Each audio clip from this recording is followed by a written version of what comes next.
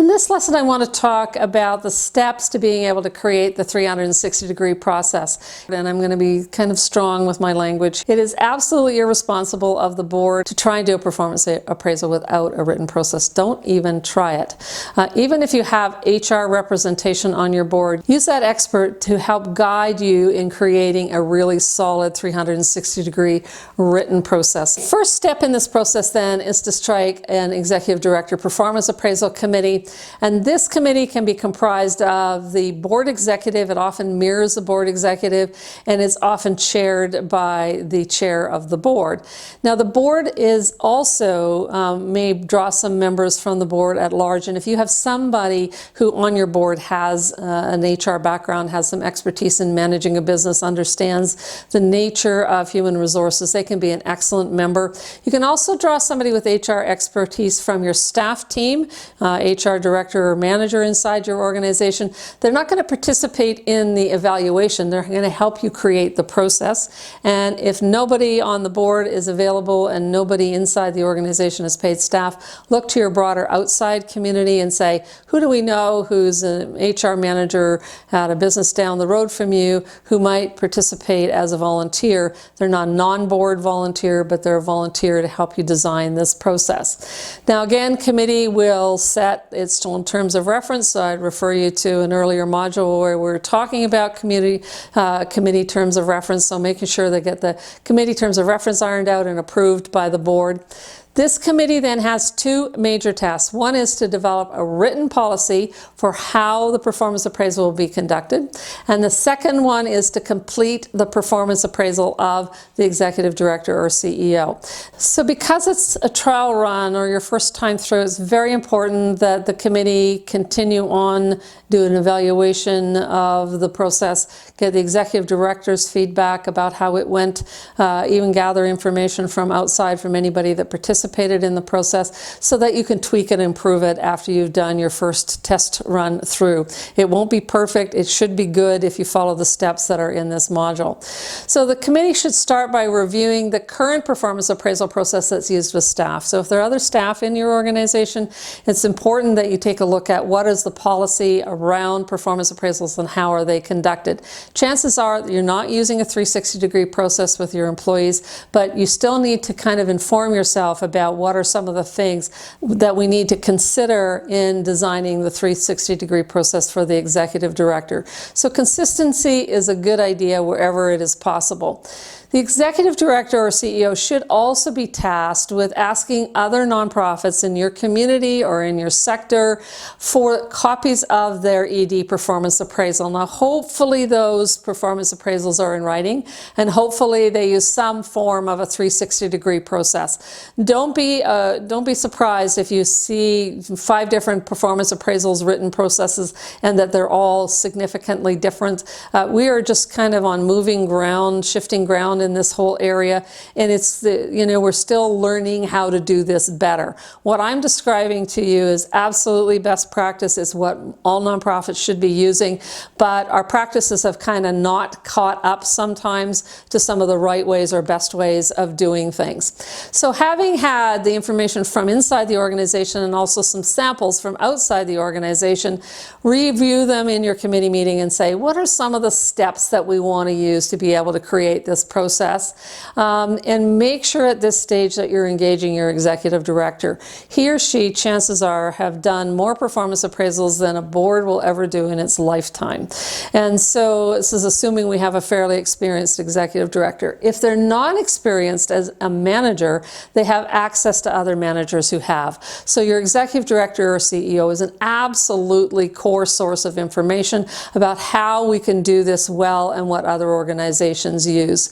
Then once we know the bigger picture pieces, start filling in the details. So what I like to do, this is kind of like your high school English teacher used to teach us, is do your major topics in your outline and then start filling in the details under each one of those topics. It's a great way to create any kind of policy, and it works really well when you have some samples to be able to draw on. So do the big topics, then do the details under each topics, and before you know it, you'll actually have a draft. So the next step then in the process is to have that draft on paper, to take it to the board for review, revision, and final approval. So this might take 2 meetings, 3 meetings. It might take you 2 or 3 months to be able to get this together. Remember that it's an important time because, first of all, we've had executive directors who have resigned their positions because of badly done performance appraisals, where the board was messy, not respectful, amateurish, too homemade, any of those not so good words. So there's a lot riding on this in terms of supporting and building the relationship with your ED. So we don't want to be slipshod or rush this. And then the other part of this is that the board needs time. The committee's worked on it and drafted it. The board needs time to be able to review and revise and say, you know, this is great, this part's awesome, I have some questions, this isn't complete, what about adding this in? So don't rush this process of critique and review. It's really important that we get this right. And you know, 15 heads or 10 heads are better than 2 or 3. So very important that the board have opportunity to be able to critique this. If you have somebody HR related outside your organization or inside who's not on the committee, now's a great time to send that draft off and say, can you take a look at this for us? And I get from my clients, I get a fair amount of drafts of things that I'm happy to review. Usually takes me 10 or 15 minutes to look at a few pages, and I'm able to flag and you know, add some comments or ask some questions that help them refine the product. So you really want to have some expert advice if you have access to anyone that has some HR background in that area. Now, one of the things we want to do also in the draft is to decide whether or not we're going to do a compensation review every time that we do a performance appraisal. My recommendation is compensation reviews, which involves comparing with other executive directors of similar organizations, size, location, etc., should be done about once every 3 years. Once every 2 years is okay, but it's a lot of work and it takes time from both a board and executive director perspective. So it's probably good enough to do it once every 3 years and then do a really kind of deep analysis and do lots of comparison to make sure that what you're paying and how you're compensating your executive director is in line with other similar organizations. Don't convince yourself that because your executive director will take less money than some of his or her peers as executive directors that you should pay less. That does not set you up well for 2 things. First of all, they can get a job that pays them more without any effort, and they could leave just because of money, even though they may never have told you that they're not being paid enough. And secondly, when your executive director leaves, you are highly vulnerable to not being able to recruit at the level of salary that you've been paying your former ED. So it's not a good position for any board to be in. So compensation reviews involve researching at other organizations how they're compensating their executive director, and it's very important that you do that. Do it once every 3 years. You don't have to do it every single year. Now, you don't also even have to tie your compensation to your performance appraisal. However, changes or improvements to compensation should be based on having had a satisfactory performance appraisal. So let me just explain to you how that often works. Well, let's suppose we do our performance appraisal on or near the anniversary date of the executive director, which could be, let's say, November. And so we do the executive director's performance appraisal in that month, but we don't know what our budget's going to be until the end of the fiscal year. So depending on your jurisdiction, in Canada, most of our fiscal years end in March. Some of them end in December with the calendar year. And in the United States, many state-funded organizations, the actual calendar year is either one driver or potentially June is the end of the fiscal year for some states for state funding of nonprofits. So we're kind of out of sync if we're going to draw on information of what's our funding going to look like to be able to adjust compensation. And we want to do it closer to the end of the fiscal year or early in the new fiscal year when funding has been confirmed and when we're aware of what we might be able to do by way of adjusting compensation. Now, I just want to draw to your attention to something. Compensation is different than pay or salary. So compensation is a broader concept. It's a bigger umbrella under which set many things. So when you're reviewing compensation, you're not just reviewing base salary.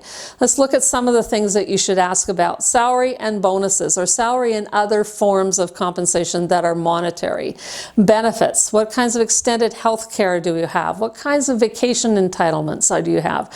What kinds of retirement contributions is the employer making? Paid professional development, that can be a huge thing, particularly for longer serving executive directors who then, they've kind of been there, done that, they're stable in their role, they're loving their work. It's kind of a perk to really be able to go away and take some courses and classes or attend a conference, which is kind of elevating the practice of the organization by what the executive director learns. Travel reimbursement, we have paying mileage, we have monthly stipends, we have company cars sometimes. So how do organizations actually compensate their executive director for travel? And then anything that is unique to your organization. I worked for the YWCA, and we had free fitness memberships inside the organization, and anybody in the management team not only had free facility access, they also had free access to any courses and classes and training that was available inside the organization. That was one of the most popular benefits, but of course that was unique to the facilities that our YWCA had. So there might be other things in the compensation that are just unique to the kinds of services that you provide. There are many sources of comparison information, and many provinces and many national organizations publish annual compensation data. And very often, if you participate in the surveys providing information from your organization, you get the document back either free or at a substantial discount. So do a little bit of online research around comparison inside your sector, inside your particular geographic location or particular part of the nonprofit world, and I'm sure you'll find some information that's available to you. What is very important is that we compare apples to apples. We want to make sure that we're comparing size of organization, type of organization, the budget, the location. If you are a multi-service organization with 500 employees across the country, it is very different than if you are the East Overshoe Society that is working in one community of 10,000 people and has 5 employees. So very, very different based on what you are actually asking your executive director to manage. You're going to make adjustments to compensation or be aware that you're not going to be making inequitable comparisons that kind of leave you at a disadvantage in terms of being able to say, how do we compensate our executive director and are we in range?